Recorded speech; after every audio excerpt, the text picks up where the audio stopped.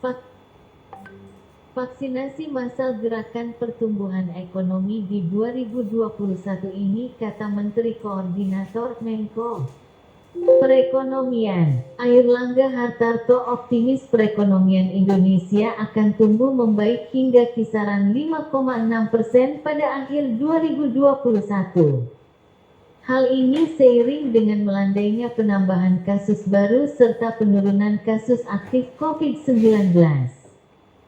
Kita sendiri memperkirakan pertumbuhan ekonomi berada dalam kisaran antara 4% sampai 5,6% seiring dengan penurunan kasus aktif dan tingkat kematian, ujar Menko Airlangga dalam video virtual di Jakarta, Senin, tanggal 5 April tahun 2021. Hal ini juga dikatakan oleh Organization for Economic Cooperation and Development (OECD), memproyeksikan ekonomi Indonesia akan tumbuh 4,9% di tahun 2021.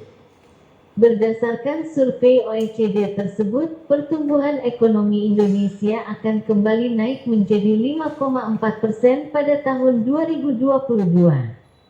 Sekretaris Jenderal OECD Angel Gurria mengatakan, pemulihan ekonomi Indonesia akibat pandemi akan berlangsung secara bertahap dan tergantung pada penanganan di sektor kesehatan. Indonesia sedang menghadapi tantangan terberatnya sejak krisis 1997.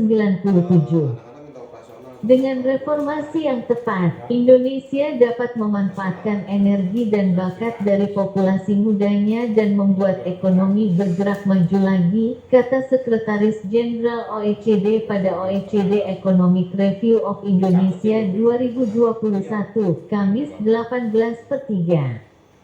Dana Moneter Internasional (IMF) menaikkan perkiraannya untuk pertumbuhan global tahun ini menjadi 5,5% dari proyeksi sebelumnya 5,2%.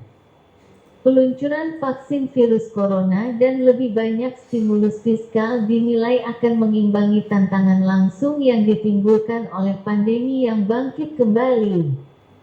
Sebagian besar peningkatan didorong oleh pemulihan di Amerika Serikat (AS) yang diprediksi akan mencapai tingkat PDB sebelum pandemi pada paruh pertama tahun ini. Mengimbangi pemangkasa prediksi untuk kawasan Euro dan Inggris.